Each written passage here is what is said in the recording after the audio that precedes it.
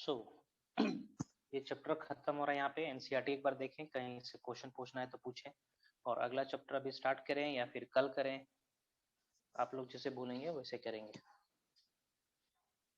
तो स्टार्ट कर दीजिए।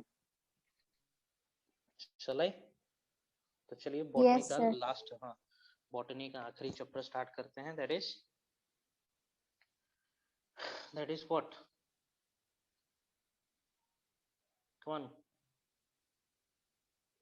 Plant growth and plant growth development. And development. Fine. कौन सा चैप्टर हो जाएगा वो? Chapter 15. 15 ना, यही है ना, प्लांट ग्रोथ एंड डेवलपमेंट।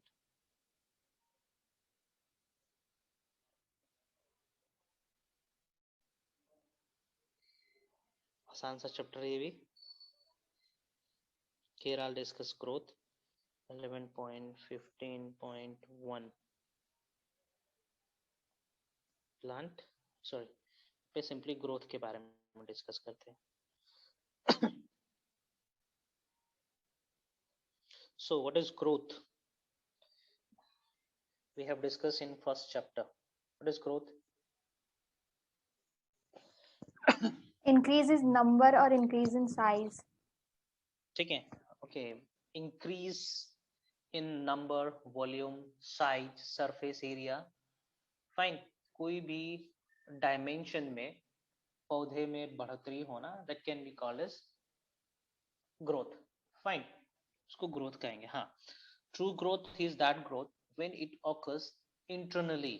ध्यान देंगे, यदि अंदर से ग्रोथ हो रहा है तो उसी को हम लोग सही ग्रोथ मानेंगे, अदरवाइज उसको ग्रोथ कंसिडर नहीं करेंगे। फाइन। सो मैं लिख रहा हूं यहाँ पे, it is irreversible increase. Internal increase लिखेंगे तो ज्यादा सही रहेगा। ग्रोथ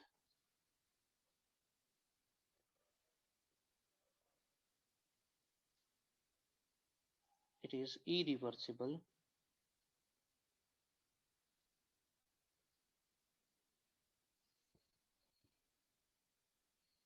internal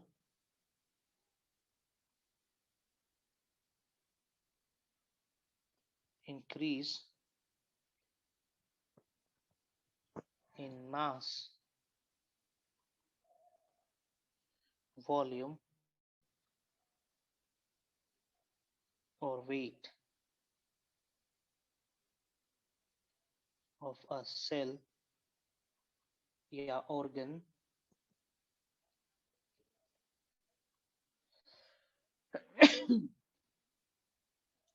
है ना, इसको हम लोग ग्रोथ कहेंगे।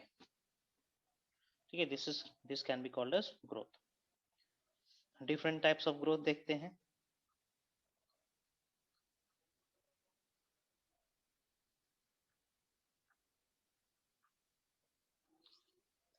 ठीक है, real growth,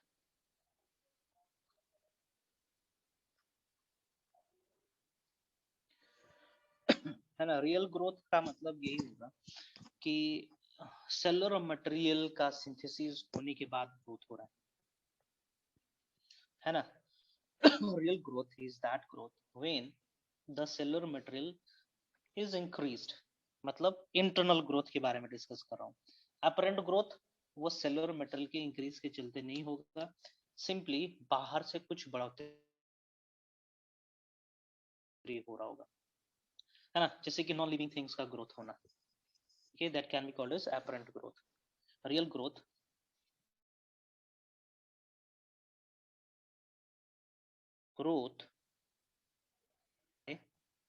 the synthesis of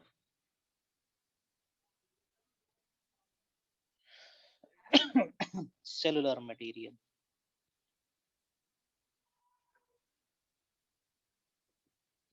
है ना। apparent growth किसको कहेंगे?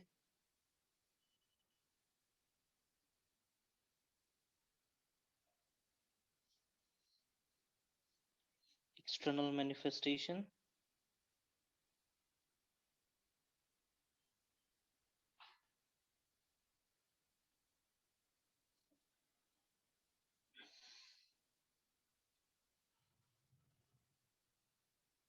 Fine. Means growth of non-living, growth by outside.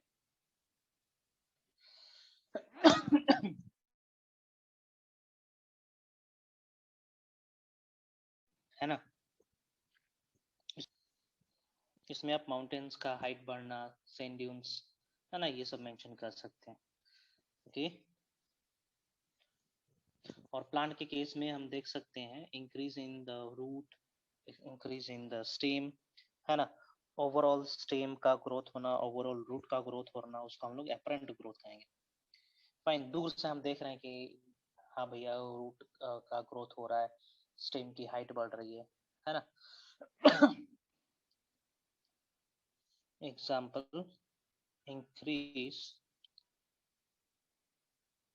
in the height of length of.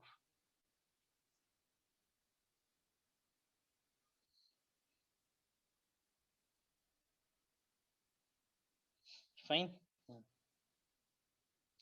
Now auxetic growth देखते हैं, तीसरा, ये इंपॉर्टेंट है. Sir increase in root stem कैसे होगा एपरेंट? ये तो रियल होना चाहिए ना. हम बाहर से देख रहे हैं, ठीक ना, हम अंदर जाके नहीं देख रहे हैं ग्रोथ किसके चलते हो रहा है ना. अपेरेंटली सेलुलर मटेरियल का ग्रोथ हम नहीं देख रहे हैं, सिंपली हम ऑब्जर्व कर रहे हैं कि रूट बढ़ रहा है. रूट किसके चलते बढ़ रहा है? तो वो बढ़ रहा होगा सेलुलर मटेरियल का डिपोजिशन के चलते, है ना, नए सेल्स डिवीजन के चलते, है ना. दो फैक्टर के चलते हो सकता है. सेल्स बन रहे हैं, है ना, सेल्स बन रहा है, एक सेल था 1000 सेल हो गया, उसके चलते भी ग्रोथ हो रहा है. या फिर एक ही सेल था 5 mm का, अभी 10 mm हो गया, उसके चलते भी तो ग्रोथ हुआ, है ना. तो हम इंटरनली क्या हो रहा है उसको हमने ध्यान में नहीं दिया, और फाइनली हम बोल रहे हैं कि देखने से लग रहा है इस चीज में ग्रोथ हो रहा है, इसलिए इसको एपरेंट ग्रोथ कह रहे हैं. इसके अंदर ना तो हम सेलुलर मटेरियल का इंक्रीज बताएंगे, ना ही सेल नंबर का इंक्रीज बताएंगे ना. जब चारों प्रकार का मैं ग्रोथ बता दूंगा तब क्लियर हो जाएगा. नेक्स्ट देखते हैं ऑक्जेंटिक ग्रोथ.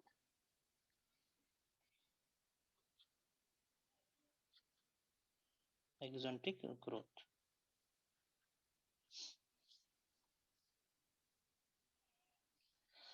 है ना. ऑक्जेंटिक ग्रोथ में क्या होता है? सेल डिवीजन नहीं होता है, बस सेल का इनलार्जमेंट होता है. Fine.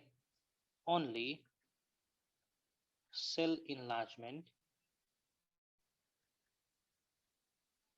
occurs, but not the cell division.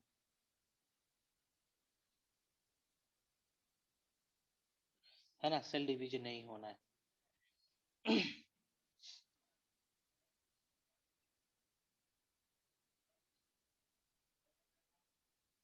ठीक है. इस प्रकार के ग्रोथ को हम लोग हाइपरट्रॉफी भी कहा जाता है. Such growth is known as hypertrophy.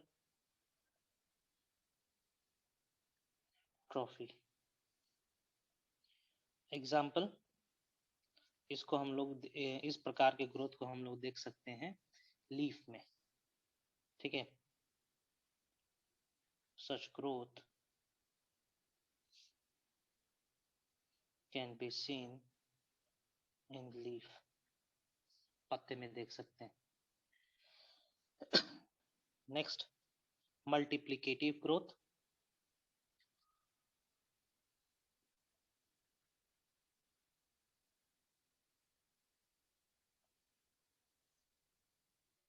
Multiplicative growth उल्टा हो जाएगा इसका.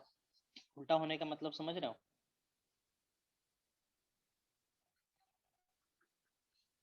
ऑक्जेंटिक ग्रोथ का उल्टा क्या हो जाएगा? सेल नंबर बढ़ेगा, इनलार्ज नहीं होगा. हाँ, cell enlargement is absent, but cell division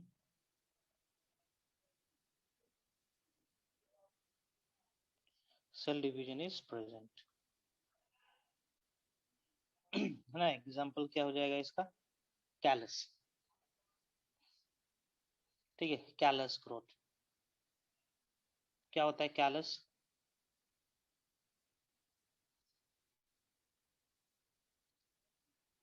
कौन क्या होता है callus? undifferentiated mass. Mass of cell is called callus.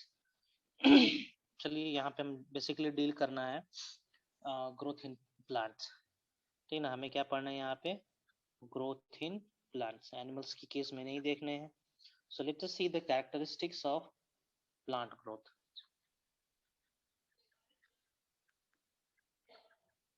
Characteristics of plant growth.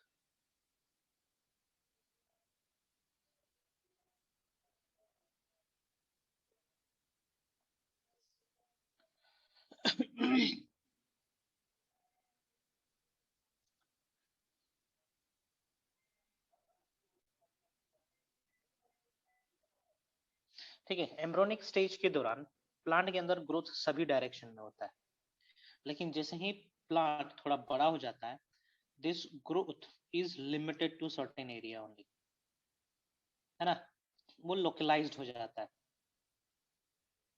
Fine. और सिंपली ग्रोथ होगा उस रीजन में जहां पे मेरिस्टेमेटिक टिश्यू प्रेजेंट है। और हम जानते हैं मेरिस्टेमेटिक टिश्यू 3 जगह पर ही प्रेजेंट रहता है। एपिकल रीजन में, है ना, इंटरकैलरी रीजन में, और लैटरल रीजन में। समझ में आया? समझ में आया? Yes, sir. During embryonic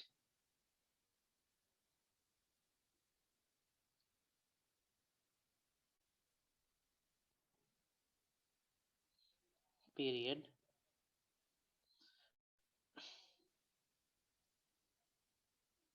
the growth is seen everywhere.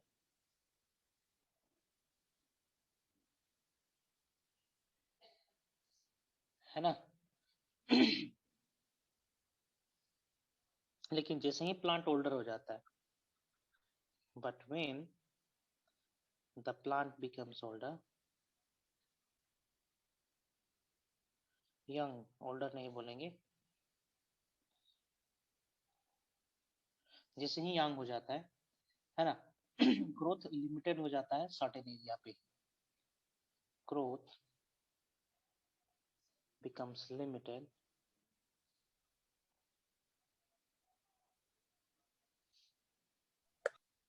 to a particular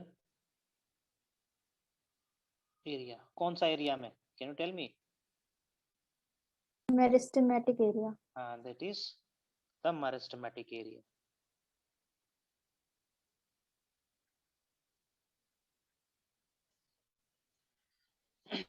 okay, meristematic area में।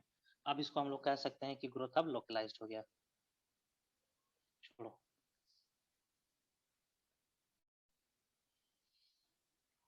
ठीक है, इस प्रकार की ग्रोथ को हम लोग लोकलाइज्ड ग्रोथ भी कह सकते हैं।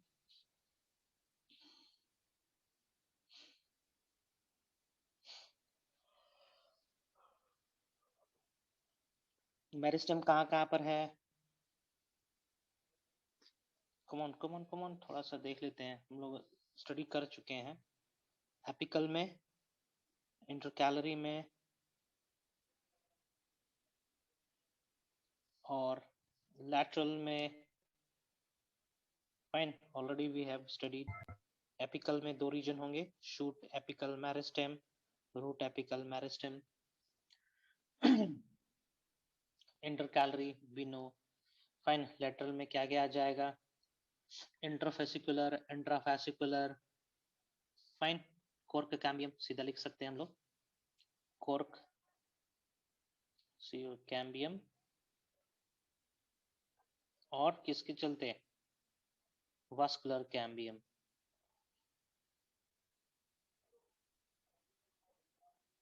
है ना? लैटरल में क्या क्या आ जाएगा? कॉर्क कैम्बियम और वास्कुलर कैम्बियम, ये मेरिस्टेमेटिक होंगे, है ना। इनके चलते जो ग्रोथ होगा, it will increase the girth of the, है ना, ये क्या बढ़ाना है? गर्थ बढ़ाना है। और ये दोनों मिलके क्या करेंगे? ये दोनों मिलके लेंथ बढ़ाएंगे। समझ में आया? समझ में आया? ये दोनों मिलके लेंथ बढ़ाएंगे, while Yes, sir. lateral meristematic tissue will increase the girth of the plant.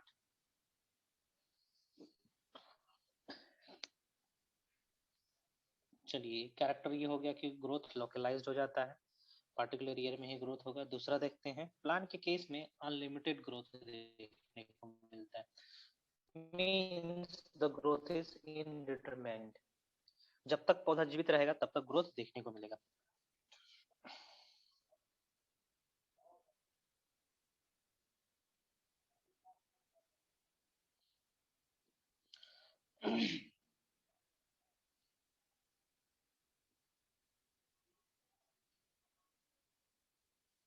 Growth unlimited है, ग्रोथ इज इनडिटरमाइंड।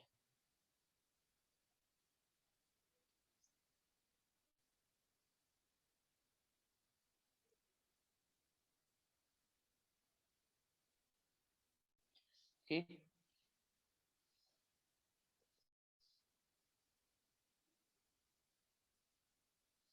ठीक है, open form of growth is present here.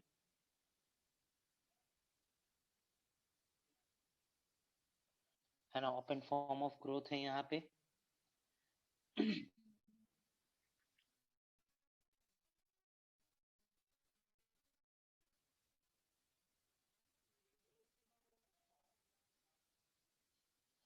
Phases of growth, phases ये भी डिस्कस कर चुका हूँ शायद। सो प्लांट तो क्लोज फॉर्म ऑफ ग्रोथ क्या होगा तब? क्लोज में ग्रोथ होगा ही नहीं, है ना, मेरिस्टेमेटिक टिश्यू प्रेजेंट ही नहीं होंगे। एक बार जन्म ले लिया तो उसमें कोई नया एडिशन नहीं होना है। जैसे कि मोनोकोट्स में कुछ कुछ मोनोकोट बोल रहा हूँ, जो एनुअल प्लांट्स है, से रिप्रोडक्टिव स्टेज में जाने के बाद उनमें कोई प्रकार का ग्रोथ देखने को नहीं मिलेगा। फाइन, जैसे उनमें एक बार फ्रूट सेट हो गया तो उसके बाद कोई ग्रोथ नहीं होना है, उसके बाद उनका डेटोरिएशन होने लगे। तो उसमें बोलेंगे कि after reaching maturity in okay after setting fruit in case of annual plants the growth is closed, है ना।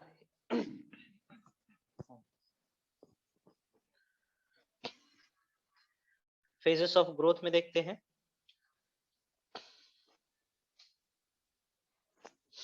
Formative phase,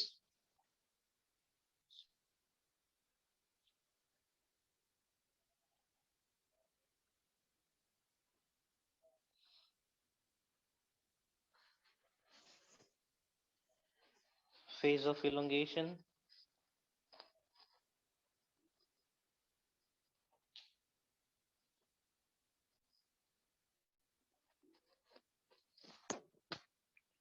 and then phase of maturation.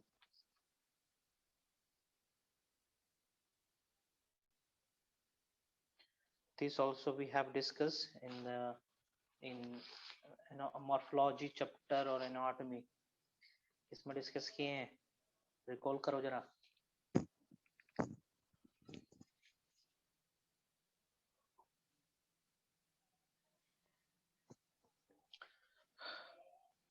Anatomy morphology chapter वाले में डिस्कस किए थे ये। यस सर, मॉर्फोलॉजी वाले में same discuss किए थे ना एनाटॉमी में। Okay fine, so without wasting time I am moving forward.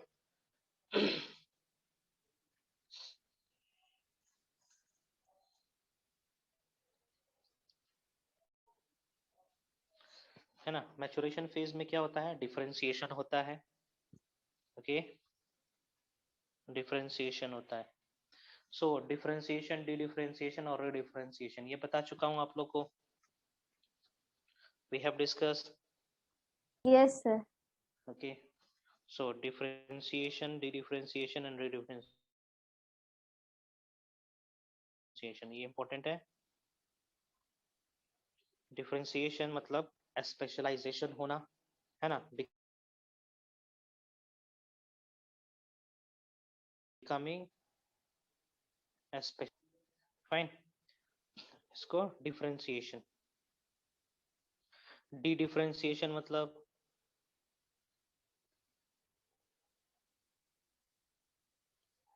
again losing the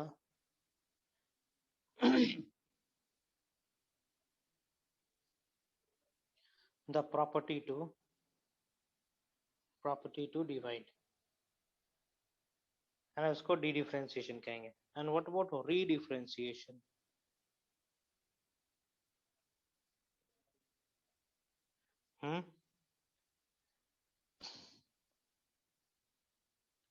Again gaining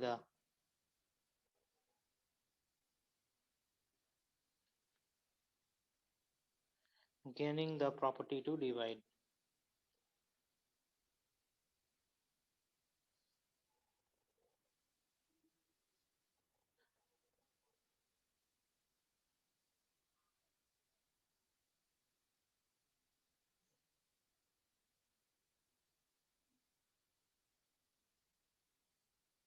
temporary permanent issue से, है ना, इसको रीडिफरेंशिएशन कहेंगे. सो वहीं से देख लेंगे, तीनों इंपॉर्टेंट है. नाउ अब आते हैं हम लोग ग्रोथ रेट पे. ये नया चीज है.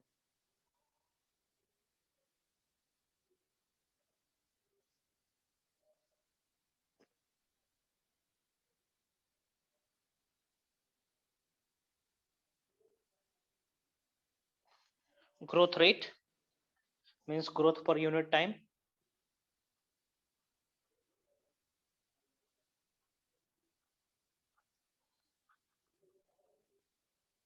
है ना, growth per unit time, that is growth rate.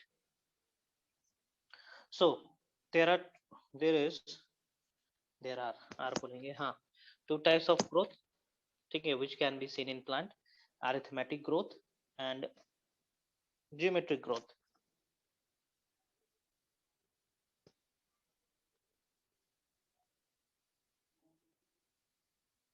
arithmetic growth, है ना, और हो जाएगा geometric growth.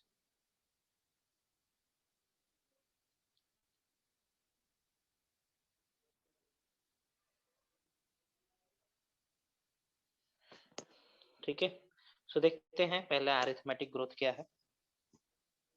अरिथमेटिक ग्रोथ क्या होता है? For example this is a cell. Fine.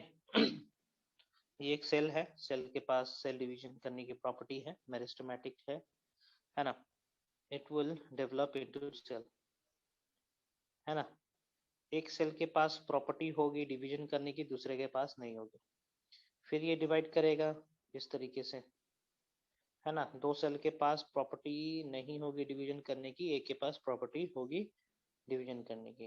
Again it will undergo division. Fine.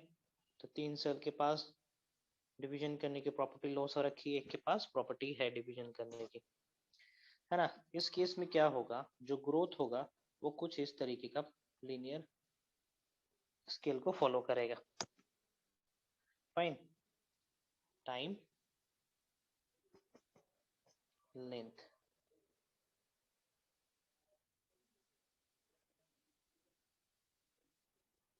है ना, इस तरीके से. एक कांस्टेंट स्पीड से ग्रोथ होगा इसमें. ओके. और इसके लिए जो फॉर्मूला हम लोग निकालते हैं, that is length total is equal to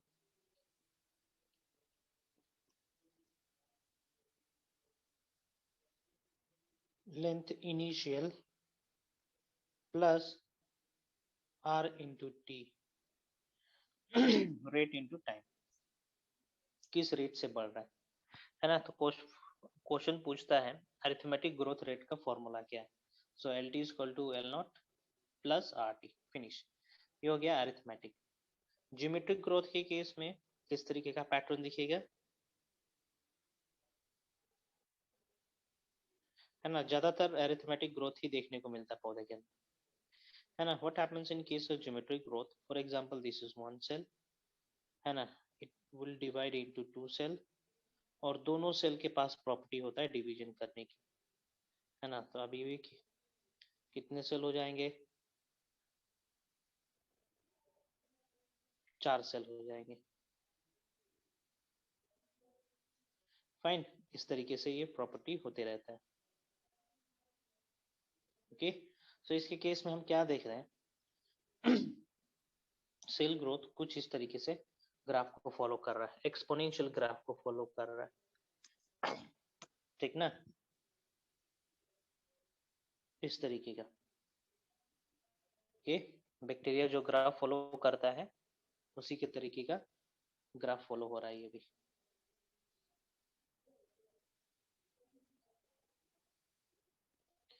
length, mass, volume जो भी लिखना चाहे, है ना। यहाँ पे जो ग्राफ आया दैट इज सिग्मोइड, ऊपर की तरह आया, ऊपर आया दैट इज लीनियर। फाइन, और इसके लिए जो फॉर्मूला होगा दैट इज, ठीक है, weight total is equal to weight initial e to the power RT, है ना। ये एक्सपोनेंशियली ग्रोथ कर रहा है, मतलब कम समय में ज्यादा ग्रोथ शो कर रहा है, और इस प्रकार का ग्रोथ देखने को मिलता है ओनली इन एम्ब्रियोनिक स्टेज, है ना। आप सोचिए कि यदि इस तरीके का ग्रोथ देखने को मिलता through out the plant life, तो पौधा आज 10 किलो का है तो कल कितने किलो का हो जाता। कम ऑन, कितने किलो का हो जाता यदि वो जियोमेट्रिक ग्रोथ शो करता।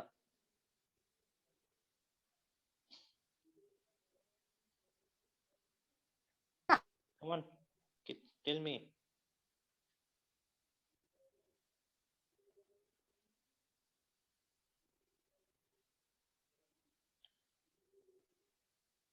ठीक है, 2 गुना बढ़ जाता, है ना। तो ऐसा होता नहीं है, सिर्फ एम्ब्रियोनिक स्टेज में ही ऐसा होता है कुछ सेल तक, उसके बाद फिर से अरिथमेटिक ग्रोथ ही फॉलो होता है।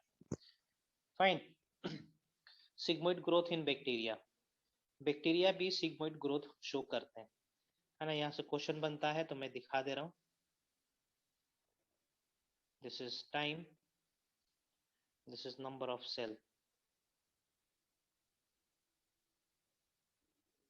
ओके, इनिशियली क्या होते हैं, बैक्टीरिया को जिस मीडियम में डालते हैं ना, वो उतना ग्रोथ शो नहीं करता है। फाइन, वो अपने आप को सिचुएशन में ढलने में लगा हुआ है।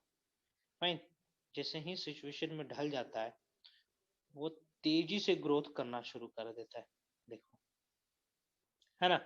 कुछ समय बाद मीडियम खत्म हो जाता है या खत्म होने लगता है, सो वो सेचुरेट हो जाते हैं। फाइन, इस तरीके का ग्राफ फॉलो करेंगे।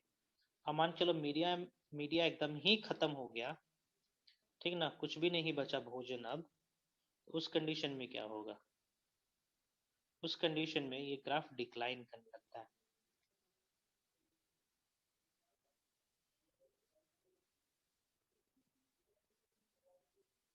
ठीक है, इस तरीके से जैसे मीडिया खत्म हो जाएगा it will start declining. Fine, इस तरीके से। तो जो पहला स्टेज हुआ इसको हम लोग कहेंगे lag phase, this is called log phase,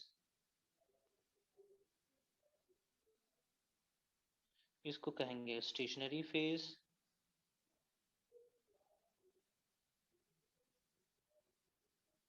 और इसको कहेंगे डिक्लाइनिंग फेज।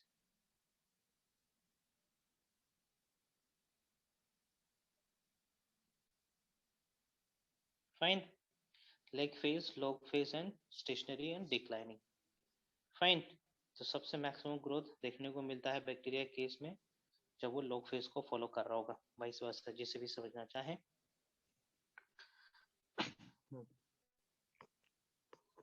नेक्स्ट मैं बता रहा हूँ absolute growth and apparent growth, sorry relative growth.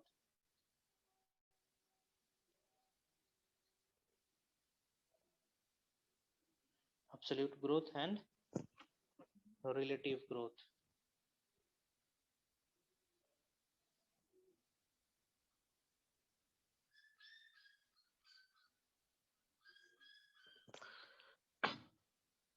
ठीक है, एब्सोल्यूट ग्रोथ कहने का मतलब होता है ग्रोथ पर यूनिट टाइम।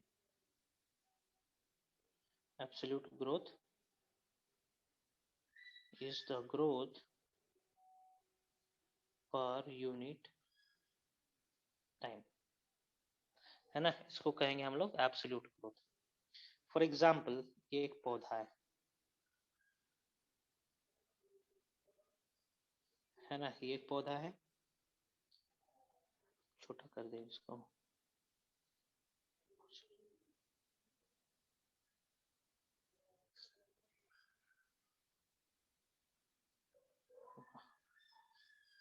अच्छा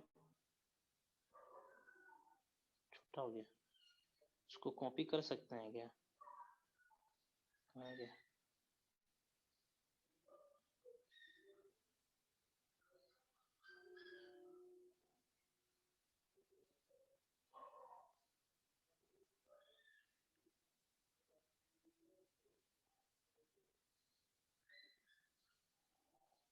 ये एक पौधा है, सॉरी पत्ता है, बगल में एक और पत्ता है, ये ठीक ना।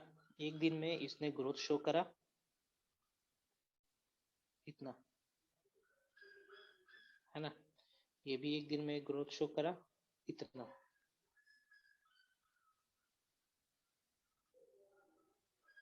ठीक है, सो इनिशियली इट वाज, इसका जो सरफेस एरिया था वो था 5 सेंटीमीटर स्क्वायर और इसका था 50 सेंटीमीटर स्क्वायर। फाइन। और वन डे में, ठीक ना, एक दिन में इसने कितना ग्रोथ कर लिया? इसने ग्रोथ करा 5 सेंटीमीटर स्क्वायर, इसने भी ग्रोथ करा 5 सेंटीमीटर स्क्वायर। फाइन। सो एब्सोल्यूट ग्रोथ क्या हो जाएगा दोनों का? Absolute growth is 5 centimetre square per day, है ना। ओके, मतलब एक दिन में 5 सेंटीमीटर स्क्वायर ग्रो कर रहे हैं दोनों। A is equal to B is equal to 5 centimetre square per day. Now relatively कितना ग्रोथ हुआ? रिलेटिव ग्रोथ कहने का मतलब क्या होगा कि पहले कितना था और पहले के अनुसार अभी कितना है, है ना। Growth comparison to its previous structure,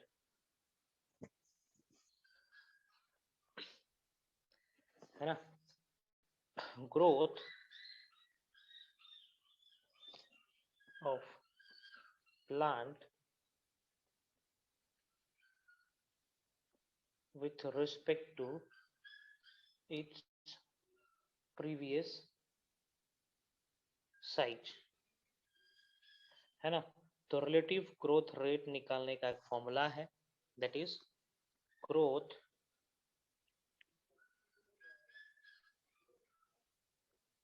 पर unit time by initial size. Now tell me the growth rate of leaf A and leaf B. Growth, relative growth rate of plant A or leaf A and growth rate, relative growth rate of leaf B कितना है बताएंगे जरा? Tell मी।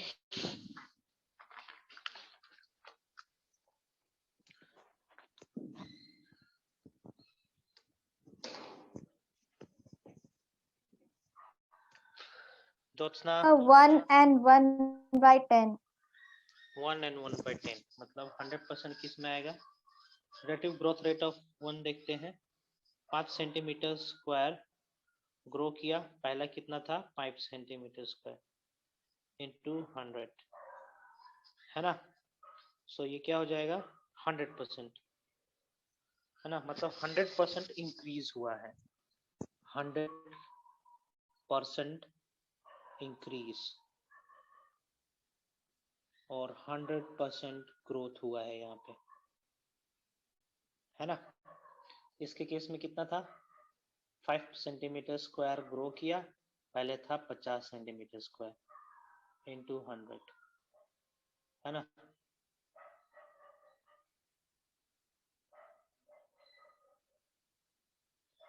कितना हो जाएगा?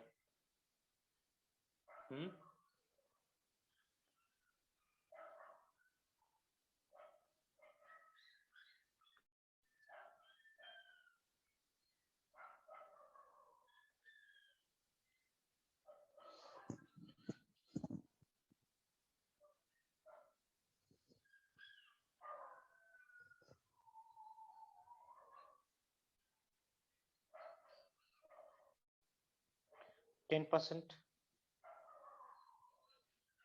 1/10 होगा ना, या 10/1, 10% बोल सकते हैं इसको।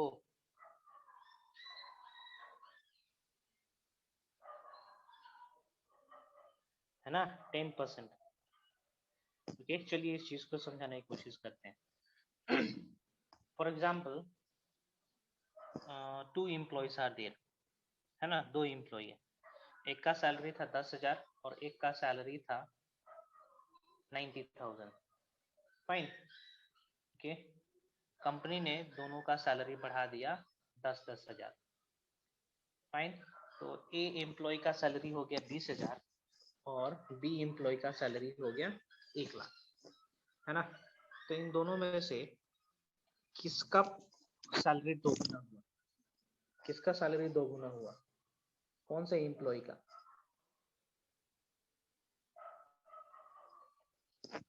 कौन सा एम्प्लॉय का सैलरी, ठीक ना, दोगुना बढ़ गया?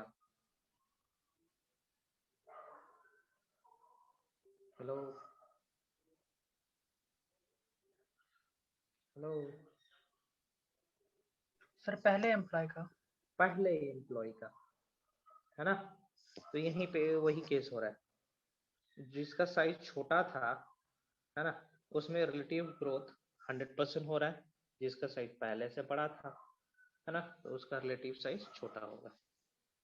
फाइन। चलिए, ये हो गया रिलेटिव ग्रोथ। आज यहीं तक रहने देते हैं, है ना। Tomorrow will start with phyto hormones.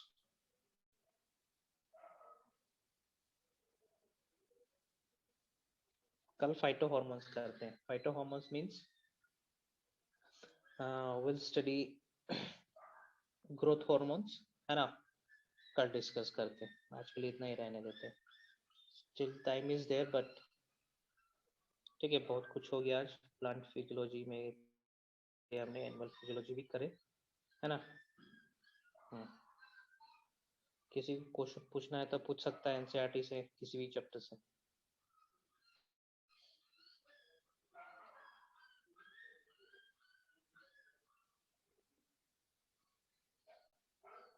If no then sign off कर सकते हैं आप लोग।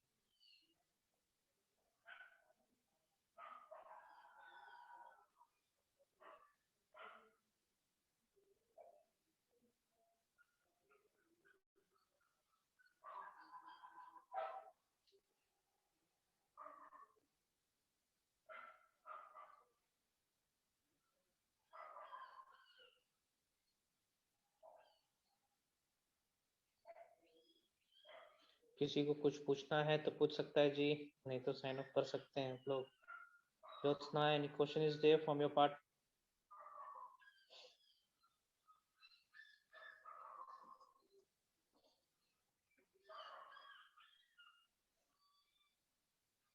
Hello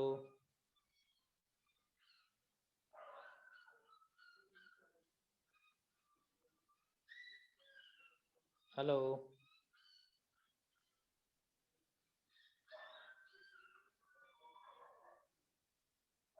okay then I am signing off. कल करते हैं, ठीक है। फाइटो हॉर्मोन्स पढ़ के आएंगे एनसीईआरटी से, या फिर मैं टाइम दे रहा हूँ आप लोग को, एनसीईआरटी से कुछ पूछना चाहते हो तो पूछ सकते हो।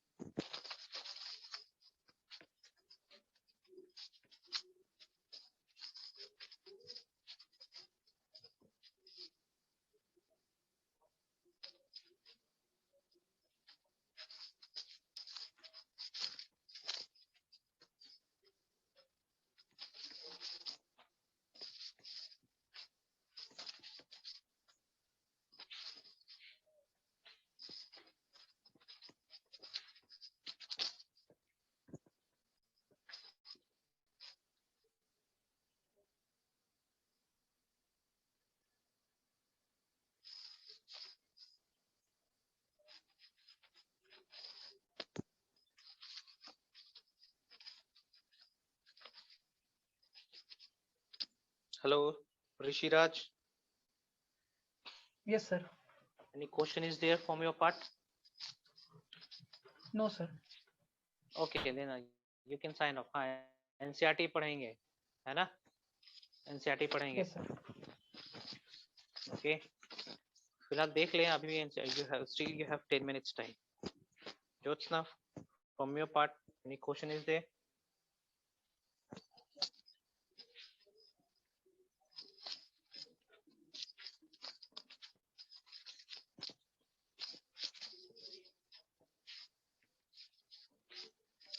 Okay, I'm signing off. We'll meet tomorrow. Okay.